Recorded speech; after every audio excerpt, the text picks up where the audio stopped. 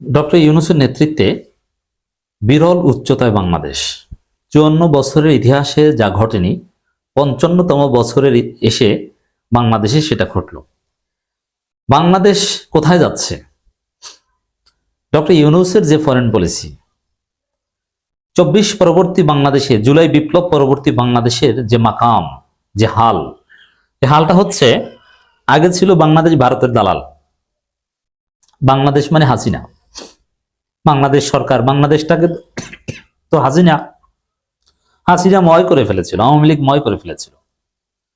সেই জায়গায় ভারতের একটা ভ্যাসেল স্টেট বলেন, স্যাটেলাইট স্টেট বলেন, ওই টাইপের ভারত মনে করতো বাংলাদেশ তাদের একটা প্রভিন্স, যা বলবে সেটা, বাংলাদেশের কোনো স্বতন্ত্র বোধ থাকবে না। পাকিস্তানকে গালি দিতে বললে গালি দিবে, যা ইচ্ছা তা। এইটা বাংলাদেশের বৈশিষ্ট্য ছিল হাসিনা আমলে। কিন্তু এখন ডক্টর ইউনূস বাংলাদেশকে যেখানে নিয়ে যাচ্ছেন, আমি আসছি কি ঘটেছে তার আগে বলি কোথায় নিয়ে গেছে। কাতারের নাম শুনছিলেন? কাতার একটা কেমন রাষ্ট্র জানেন? কাতার হচ্ছে পুরো এশিয়া, দক্ষিণ এশিয়া, মধ্য এশিয়া অথবা দক্ষিণ পূর্ব এশিয়া, মধ্যপ্রাচ্য, এই যে রিজিয়নগুলো বললাম, এই রিজিয়নগুলো যত পলিটিক্যাল ঝামেলা হয়, এই ঝামেলাগুলোর সেটেলমেন্টের একটা হাব হচ্ছে কাতার। এমনকি যুক্তরাষ্ট্র আফগানিস্তান যে দীর্ঘদিনের ঝামেলা, রক্তক্ষয়ী আনএন্ডিং যে ঝামেলা, যুদ্ধ, এই যুদ্ধের পরিসমাপ্তি হয়েছে কাতারের মধ্যস্থতায়। যেই তালেবানের নাম পৃথিবীর কেউ নিতে পারতো না, তাদেরকে কাতার তাদের দেশে দোহায় অফিস খোলার সুযোগ করে দিয়েছে, এবং ওই অফিস এবং যুক্তরাষ্ট্র এদের মধ্যে নানান সময় নানান নেগোসিয়েশন চলতো। একটা পর্যায়ে এসে আফগানিস্তানে স্থিতিশীলতা এসেছে। এরকম পুরো এশিয়ার, দক্ষিণ পূর্ব এশিয়া, দক্ষিণ এশিয়া, মধ্য এশিয়া, মধ্যপ্রাচ্যের বিভিন্ন সংকটের সমাধান কাতারে বসে হতো। এখন ওই কাতারের, দক্ষিণ এশিয়ার কাতার হবে বাংলাদেশ, দক্ষিণ এশিয়ার দোহা হবে ঢাকা। ইউনূস সেটা করছেন কি? বাংলাদেশ আত্মমর্যাদা নিয়ে দাঁড়াবে, বাংলাদেশ কারো কাছে মাথা নত করবে না, বাংলাদেশের ফরেন পলিসি হবে ব্যালেন্স।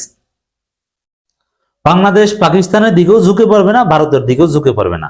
পাকিস্তানের সাথে যথাযথ মর্যাদার সাথে সম্পর্ক থাকবে, ফ্লাইট থাকবে, ব্যবসা থাকবে, পাকিস্তানের জাহাজ বাংলাদেশে আসবে, বাংলাদেশের জাহাজ পাকিস্তানে যাবে। আবার ভারতের সাথেও ফ্লাইট থাকবে, ভারতের জাহাজ বাংলাদেশে আসবে, বাংলাদেশের জাহাজ ভারতে যাবে, সমান। চীনের সাথেও থাকবে সেম। এর মানে কাউকে একটু কম বেশি না, সমানে সমান। যার ফলে কেউ বাংলাদেশকে ব্যবহার করতে পারবে না, কেউ বাংলাদেশকে ছোট করতে পারবে না। ইউনূস বাংলাদেশকে সেই উচ্চতায় অলরেডি কিছুটা হলেও নিয়ে এসেছেন, যার ফল আমরা দেখতে পাচ্ছি কি? খালেদা জিয়ার মৃত্যু উপলক্ষে জয়শঙ্কর, ভারতের পররাষ্ট্রমন্ত্রী এসেছে, পাকিস্তানের স্পিকার এসেছে, তারা এই উসিলায় এসে এখন বৈঠক করে নানা বিষয়ে আলোচনা করছে, তাদের দ্বিপাক্ষিক কনফ্লিক্টিং বিভিন্ন বিষয়ে আলোচনা করছে।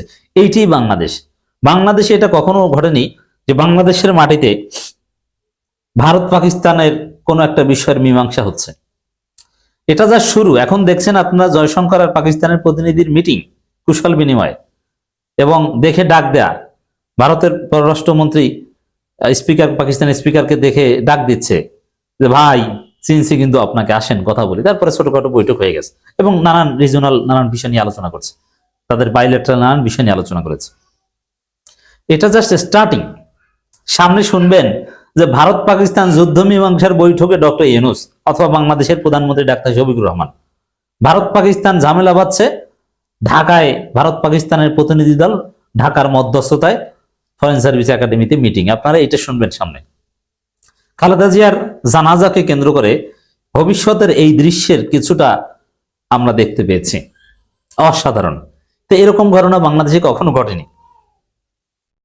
কারণ ইউনূস প্রমাণ করেছে যে পাকিস্তানও আমাদের কাছে যা, বরং ভারত তার চাইতে, এখন ভারত যেহেতু আকাম ঘটিয়েছে, গণহত্যাকারীকে আশ্রয় দিয়েছে, গণহত্যায় মদত দিয়েছে, বাংলাদেশের মানুষকে গুম করেছে, অনেক অপরাধ করেছে, অতএব এখন পাকিস্তানকে আমরা যে মর্যাদা দিই, ভারতকে সেই মর্যাদা দিব না। কিন্তু অদূর ভবিষ্যতে ভারত, পাকিস্তান, চীন সবাই সমান মর্যাদা পাবে। মর্যাদার সাথে পারস্পরিক স্বার্থের ভিত্তিতে, ন্যায্যতার ভিত্তিতে সম্পর্ক হবে। ইউনূস সেই বার্তা দিয়ে দিয়েছেন। কিন্তু এখন যেটা ঘটেছে, এখানে কিন্তু ইউনূস ভারতকে গুনে নাই, আমি যখন কথা রেকর্ড করছি তখন পর্যন্ত পাকিস্তানের পররাষ্ট্র মন্ত্রী, স্পিকার কিংবা আরো যারা বিদেশি প্রতিনিধি এসেছে তাদের সাথে ইউনূস মিটিং করেছেন এবং সরকারিভাবে সেই ছবি প্রচার করা হয়েছে। কিন্তু জয়শঙ্করের সাথে ইউনূস সরকারের কারো কোনো মিটিং এর ছবি এখন পর্যন্ত আমি দেখিনি। পরে হলে সেটা ভিন্ন কথা।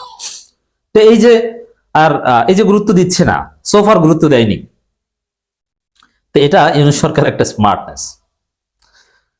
ইউনূস বৈঠক করুক বা না করুক, জয়শঙ্কর এবং পাকিস্তানের স্পিকার তারা মিটিং করেছে। ভবিষ্যতে এই দৃশ্য দেখবেন, এটা হচ্ছে ব্যালেন্স ফরেন পলিসির আলামত। খালেদা জিয়া এটাই চেয়েছেন। এই জন্য পাকিস্তানের পক্ষ থেকে খালেদা জিয়ার মৃত্যুতে যে শোক এবং যে আবেগ দেখানো হয়েছে, এবং স্পিকার নিজে দৌড়ে এসেছেন। প্রথমে পররাষ্ট্রমন্ত্রী আসার কথা ছিল এবং পাকিস্তানের প্রধানমন্ত্রী যেভাবে খালেদা জিয়াকে সম্মান জানিয়ে বিবৃতি দিয়েছেন, শোক জানিয়েছেন, এটা বিরল। কেন? যে খালেদা জিয়ার সাথে পাকিস্তানের, বিএনপির সাথে পাকিস্তান অসাধারণ সম্পর্ক ছিল, এমনকি হাওয়া ভবনের সাথে আইএসআইর কানেকশন ছিল, এটাও সত্য কথা। ওটা গোপন কিছু, গোপন সম্পর্ক ছিল, কিন্তু ওপেনলি পাকিস্তানের সাথে যথেষ্ট মর্যাদার সাথে সম্পর্ক মেনটেন করতেন বেগম খালেদা জিয়া, যার ফলে খালেদা জিয়ার মৃত্যুতে পাকিস্তান এভাবে দৌড়ে এসেছে। আর ভারত আওয়ামী লীগের পক্ষে ওকলাতি করতে এসেছে, আমির গোষ্ঠীকে কান পরা দিতে এসেছে। ইউনূস সরকার গুণ না। ইউনূস সরকার জয়শঙ্করের সাথে কোনো ছবি প্রচার করেনি। ইউনূস সরকারের পেজে ছবি দেখি পাকিস্তানের স্পিকার আর ভারতের পররাষ্ট্রমন্ত্রী। বাংলাদেশের সাবেক প্রধানমন্ত্রী ও বিএনপি চেয়ারপারসন খালেদা জিয়ার প্রতি শেষ শ্রদ্ধা জানাতে ঢাকা এসেছেন পাকিস্তানের জাতীয় পরিষদ স্পিকার সর্দার আয়াজ সাদিক। আরো আসেন ভারতের পররাষ্ট্রমন্ত্রী এস জয়শঙ্কর। বুধবার ঢাকায় খালেদা জিয়ার বাসভবনে বৈঠক করেন তারা, খবর জিও নিউজের। এর মানে তারা বৈঠক করেছেন। তো বাংলাদেশ এখন প্রতিবেশী দুই যুদ্ধপ্রবণ দেশের বৈঠকের একটা জায়গা।